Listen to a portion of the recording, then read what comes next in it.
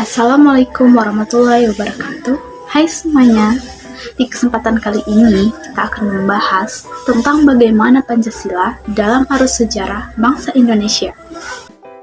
Sebelum itu, perkenalkan nama saya Hanizata Ramadanti, NPM 2131020, Fakultas Ekonomi dan Bisnis, Program Studi Akuntansi.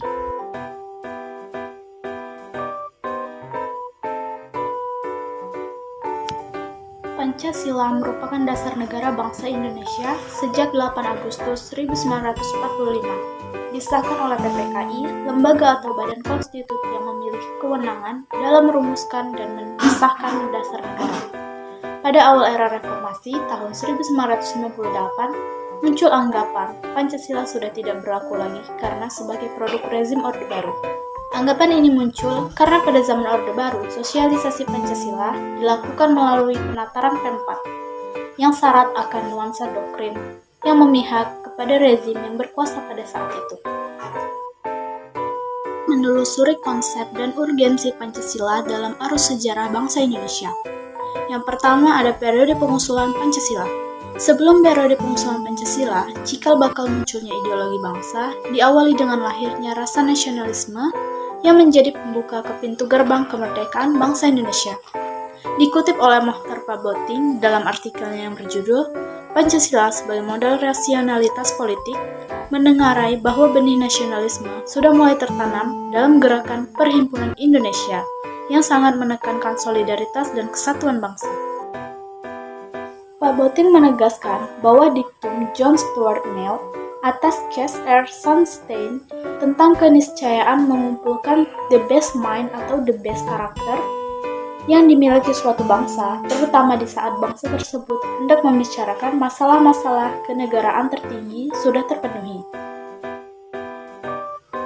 Dengan demikian, Pancasila tidaklah sakti dalam pengertian mitologis, melainkan sakti dalam pengertian berhasil memenuhi keabsahan prosedural dan keabsahan esensi sekaligus. Setelahnya, sidang-sidang BPUPKI berlangsung secara bertahap dan penuh semangat. Pada 29 Mei 1945, dimulai sidang pertama dengan materi pokok pembicaraan calon dasar negara. Sidang tersebut menampilkan beberapa pembicara, yaitu Muhammad Yamin, Insinyur Soekarno, Ki Bagus Hadikusumo, dan M.R. Supomo, untuk menyampaikan usulan tentang dasar negara menurut pandangannya masing-masing.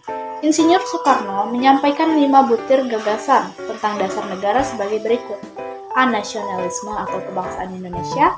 B. Internasionalisme atau perikemanusiaan. C. Mufakat dan demokrasi. D. Kesejahteraan sosial.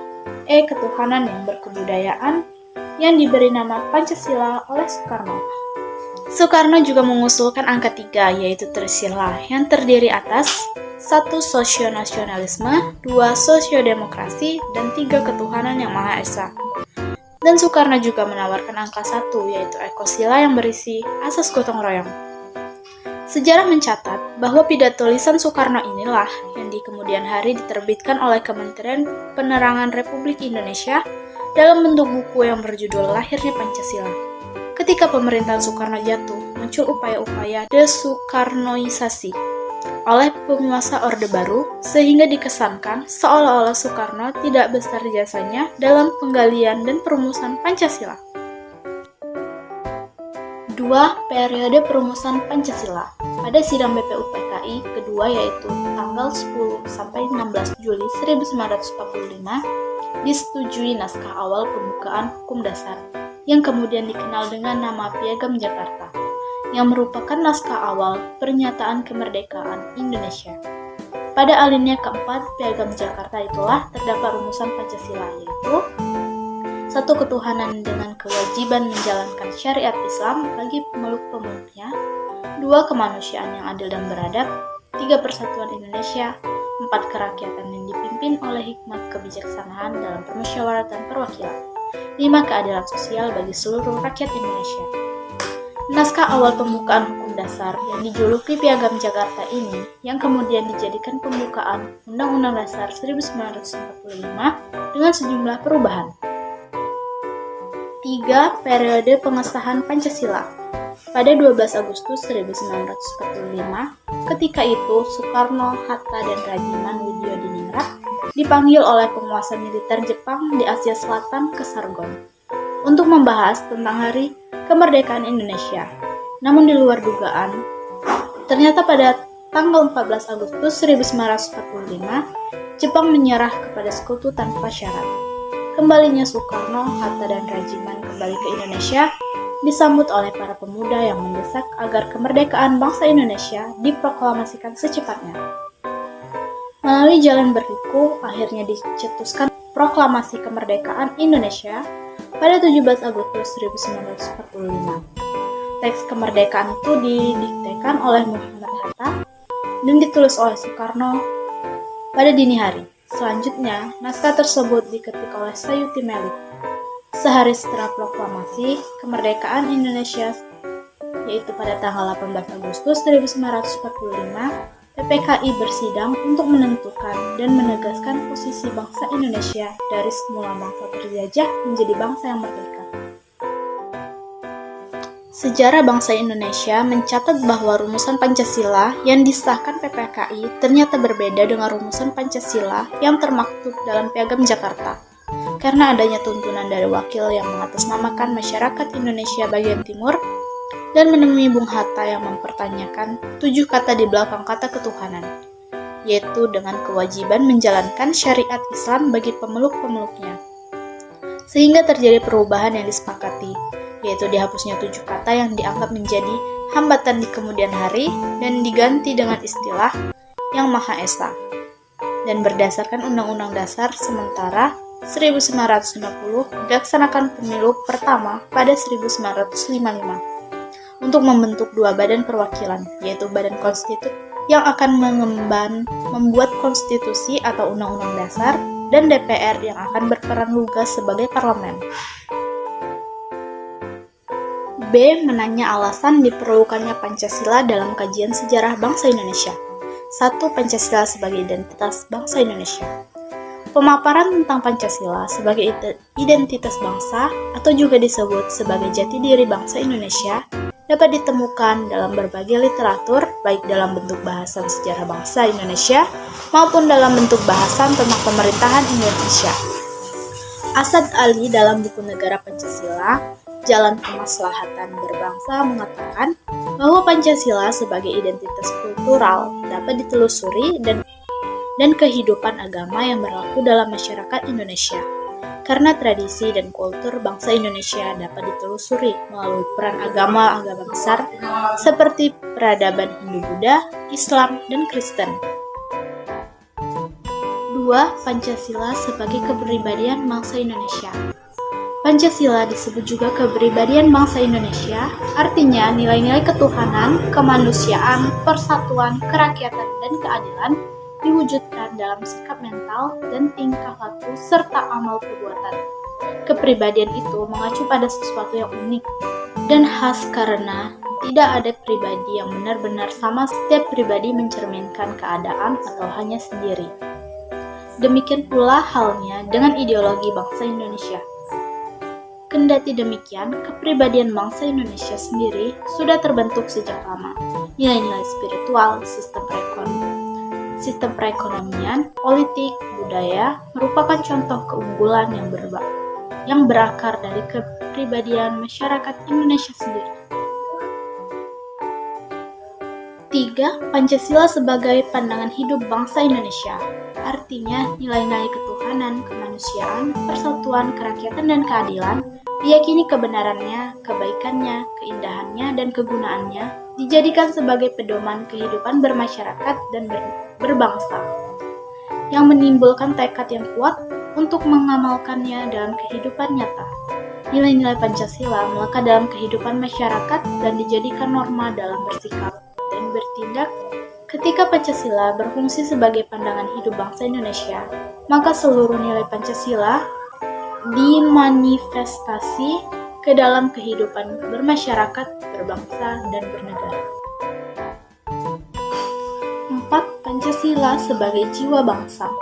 Dikatakan von Savin bahwa setiap bangsa mempunyai jiwanya masing-masing, yang dinamakan Volksgeist. atau jiwa rakyat atau jiwa bangsa. Pancasila sebagai jiwa bangsa lahir bersamaan dengan lahirnya bangsa Indonesia. 5. Pancasila sebagai perjanjian luhur. Artinya, nilai-nilai Pancasila sebagai jiwa bangsa dan kepribadian bangsa disepakati oleh para pendiri negara atau political consensus sebagai dasar negara Indonesia. C. Menggali sumber historis, sosiologis, politis tentang Pancasila dalam kajian sejarah bangsa Indonesia. Yang pertama ada sumber historis Pancasila. Nilai-nilai Pancasila sudah ada dalam adat istiadat, kebudayaan, dan agama yang berlaku dalam kehidupan bangsa Indonesia sejak zaman kerajaan dahulu. Dalam Encyclopedia of Philosophy disebutkan beberapa unsur yang ada dalam agama seperti objek sakral, sembahyang, atau doa adalah sebagai bentuk komunikasi kepada Tuhan. 2. Sumber sosiologis Pancasila. Secara sosiologis, telah ada dalam masyarakat Indonesia sejak dahulu hingga sekarang.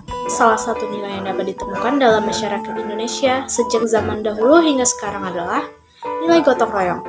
Misalnya kebiasaan bergotong royong, membantu antara tetangga, maupun bekerja sama untuk keperluan umum di desa-desa. 3. Sumber politis Pancasila. Diketahui bahwa nilai-nilai dasar yang terkandung dalam Pancasila bersumber dan digali dari local wisdom, budaya, dan pengalaman bangsa Indonesia, termasuk pengalaman dalam berhubungan dengan bangsa-bangsa lain. Nilai-nilai Pancasila, misalnya nilai kerakyatan, dapat ditemukan dalam suasana kehidupan. D. Membangun argumen tentang dinamika dan tantangan Pancasila dalam kajian sejarah bangsa Indonesia. 1. Argumen tentang dinamika Pancasila dalam sejarah bangsa. Misalnya pada masa pemerintahan Presiden Soekarno.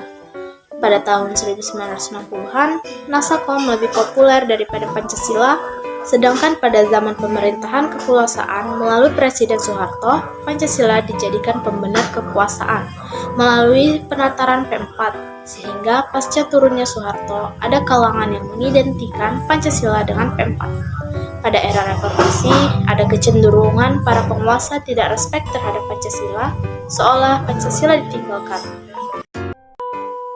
2. Argumen tentang tantangan terhadap Pancasila dalam kehidupan berbangsa dan bernegara. Salah satu tantangan terhadap Pancasila dalam kehidupan berbangsa dan bernegara adalah meletakkan nilai-nilai Pancasila tidak dalam posisi sebenarnya, sehingga nilai-nilai Pancasila menyimpang dari kenyataan hidup berbangsa dan bernegara. Contohnya, pengangkatan presiden seumur hidup oleh MPRS. Dalam Tab nomor 2 MPRS tahun 1960, hal tersebut bertentangan dengan pasal 7 Undang-Undang Dasar 1945 yang menyatakan bahwa presiden dan wakil presiden memangku jabatan selama 5 tahun, sesudahnya dapat dipilih kembali. E. Mendeskripsikan esensi dan urgensi Pancasila dalam kajian sejarah bangsa Indonesia untuk masa depan. 1. Esensi Pancasila dalam kajian sejarah bangsa. Pancasila dikatakan sebagai dasar filsafat negara atau Philosophies Groundslide karena mengandung unsur-unsur sebagai berikut. Alasan filosofis berdiri suatu negara, setiap produk hukum di Indonesia harus berdasarkan nilai Pancasila. Pancasila sebagai pandangan hidup bangsa atau Walton's Law mengandung unsur-unsur nilai-nilai agama, budaya, dan adat istiadat. 2. Urgensi Pancasila dalam kajian sejarah bangsa. Hasil survei Kompas yang dirilis pada 1 Juni 2008 menunjukkan pengetahuan masyarakat tentang Pancasila merosot secara tajam, yaitu 48,4% responden berusia 17-29 tahun tidak mampu menyebutkan sila-sila Pancasila secara benar dan lengkap. 42,7% salah menyebut sila-sila Pancasila. Lebih lagi, 60% responden berusia 46 tahun ke atas salah menyebutkan sila-sila Pancasila. Fenomena tersebut sangat memprihatinkan karena menunjukkan bahwa pengetahuan tentang Pancasila yang ada dalam masyarakat tidak sebanding dengan semangat penerimaan masyarakat terhadap Pancasila. Pentingnya Pancasila dalam sejarah bangsa Indonesia dikarenakan hal-hal berikut. Pengidentikan Pancasila dengan ideologi lain, penyalahgunaan Pancasila sebagai alat justifikasi kekuasaan rezim tertentu, melemahnya pemahaman dan pelaksanaan nilai Pancasila dalam kehidupan berbangsa dan bernegara. Dari materi yang sudah disampaikan, dapat kita simpulkan bahwa pentingnya Pancasila dalam sejarah bangsa Indonesia menunjukkan beberapa hal. Seberapapun lemahnya pemerintahan suatu rezim, tetapi Pancasila tetap bertahan dalam kehidupan berbangsa dan bernegara. Dan sebesar apapun upaya untuk mengganti Pancasila sebagai ideologi bangsa, tetapi terbukti bahwa Pancasila merupakan pilihan yang terbaik bagi bangsa Indonesia. Pancasila merupakan pilihan terbaik bagi bangsa Indonesia karena bersumber dan digali dari nilai-nilai agama, kebudayaan, dan adat istiadat yang hidup dan berkembang di Indonesia. Pancasila dianggap memiliki nilai-nilai kehidupan paling baik. Pancasila dijadikan dan motivasi dalam sikap, tingkah laku, dan perbuatan dalam hidup bermasyarakat, berbangsa, dan bernegara. Semua sila dari Pancasila tidak dapat dilaksanakan secara terpisah-pisah, karena Pancasila merupakan satu kesatuan yang utuh dan saling berkaitan. Sekian presentasi dari saya, mohon maaf jika ada kesalahan. Saya akhiri. Wassalamualaikum warahmatullahi wabarakatuh.